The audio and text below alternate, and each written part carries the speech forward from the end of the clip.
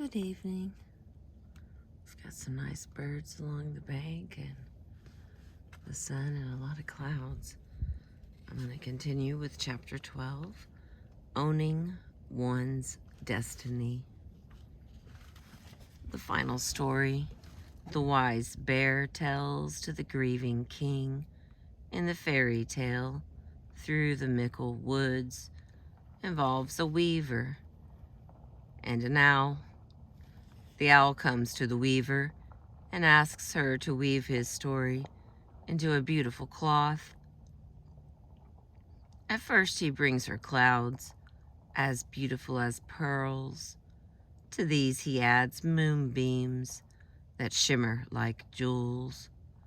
The weaver begins to work with these objects of great beauty, but she is unable to weave the cloth the owl desires. At first the owl is puzzled.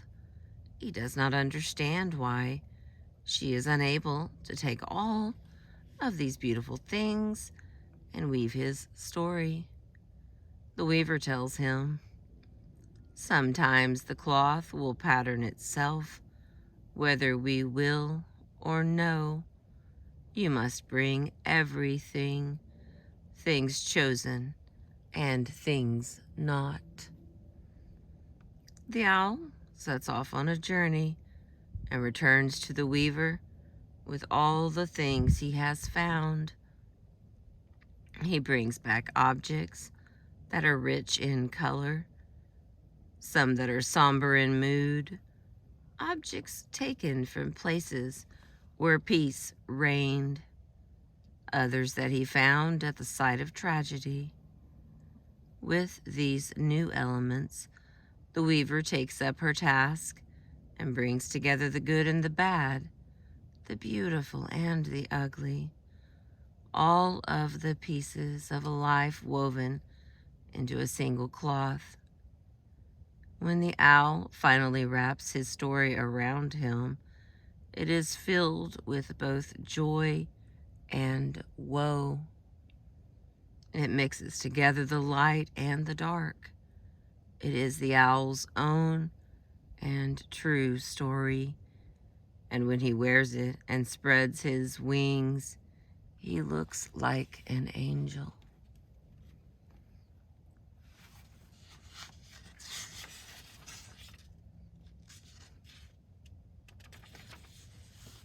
For each of us, our life's story consists not only of the happiness and joys, but also of the traumas and tragedies.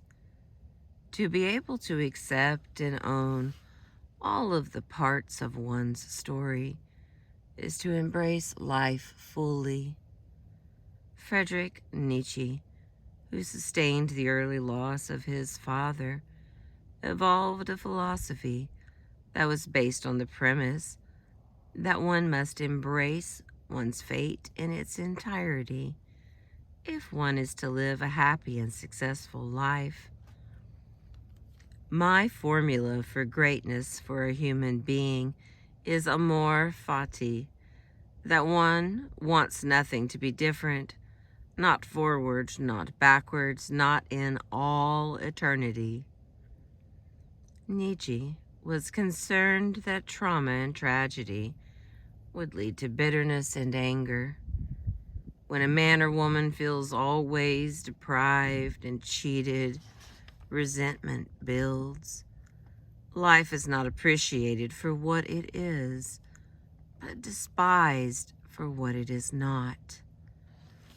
Nietzsche feared that such resentment would act like a cancer on the core of one's spirit, destroying all that was good.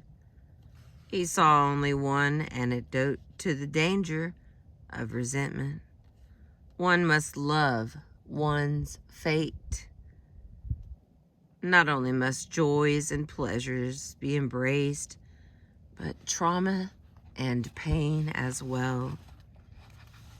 A life consists of many parts, and each part, regardless of how important or trivial it may seem, contributes to who one becomes.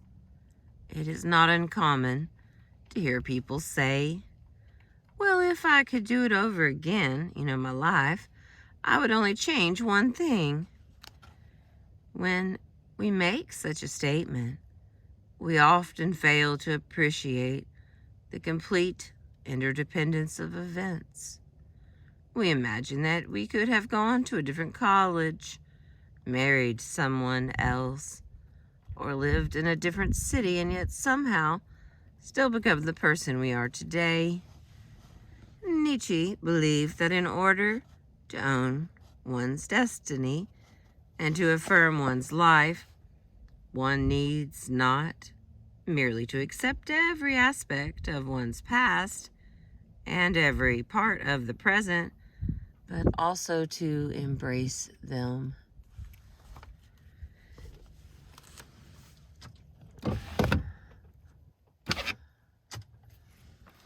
Sorry about that.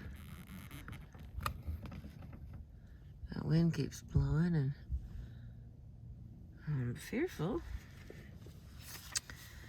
All right, let's see, where were we?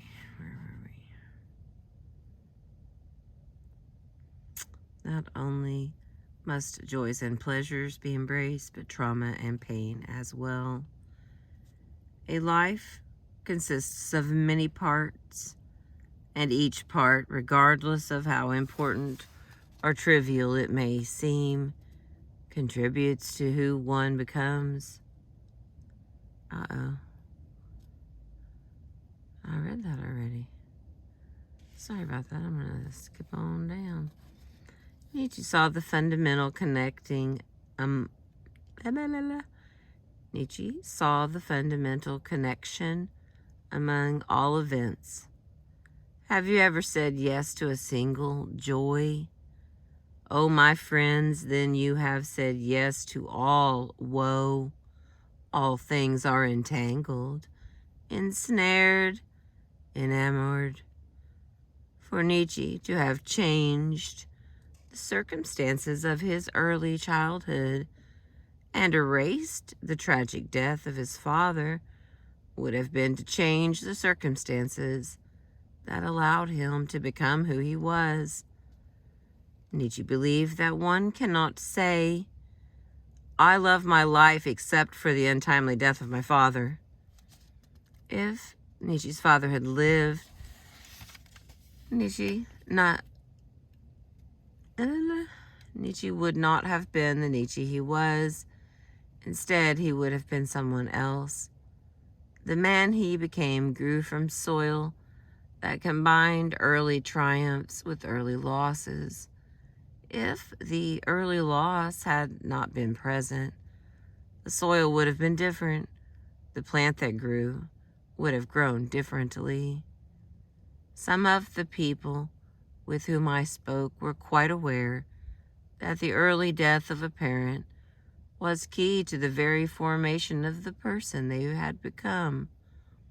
Although they could feel compassion for the parent whose life had been snatched away so young, they also felt a sense of gratitude for the experiences that made them who they were.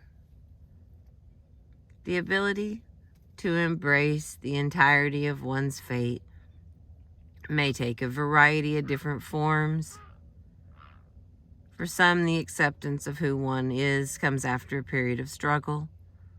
These individuals reclaim a destiny they once felt was lost.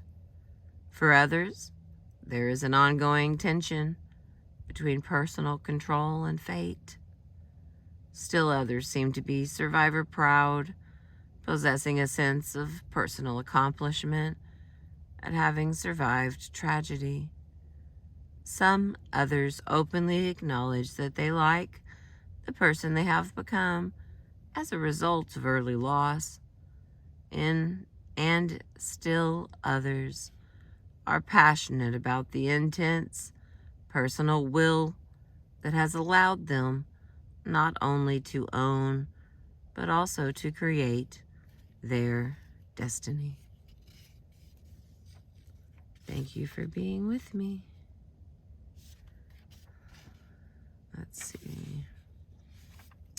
be able to read more before it gets totally dark. Reclaiming one's destiny.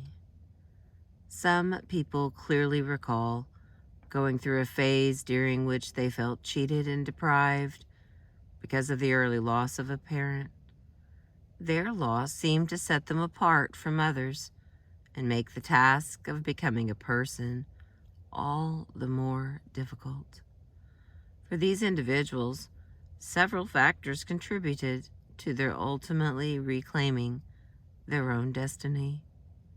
In some cases, age was an important marker.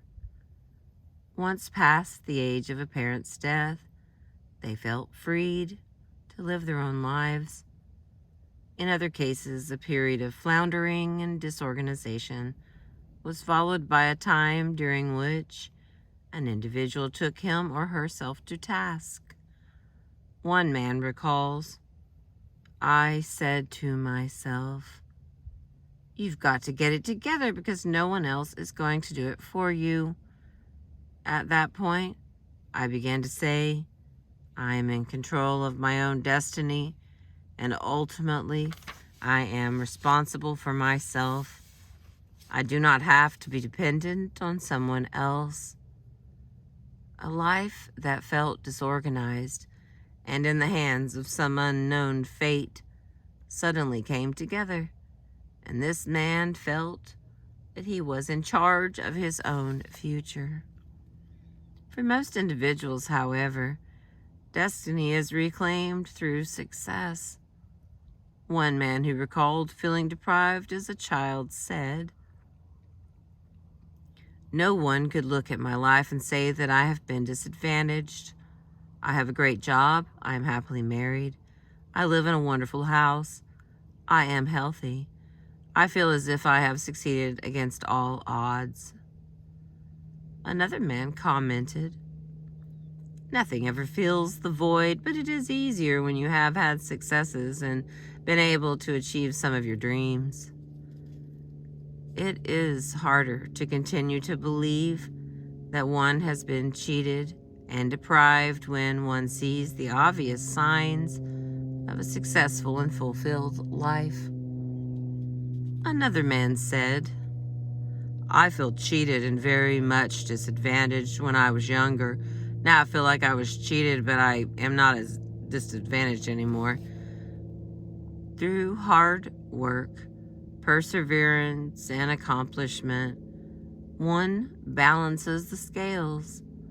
The heavy weight of early loss is counterbalanced by the success and accomplishment of midlife."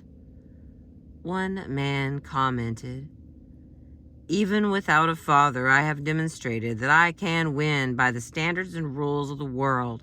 My sense now is that the responsibility for my life is completely my own. It's my choice how I spend my time, what I do. Sometimes I have problems making the right choices, but they aren't my choices to make. It all comes from the inside now." All right, I'm going to stop there. The next one on page 292 is the tension between personal control and fate. So we are at the beginning of chapter 12. Been reading to you from the book, The Loss That Is Forever, The Lifelong Impact of the Early Death of a Mother or Father by Maxine Harris, PhD. I appreciate you being with me and letting me read to you. Thank you very much.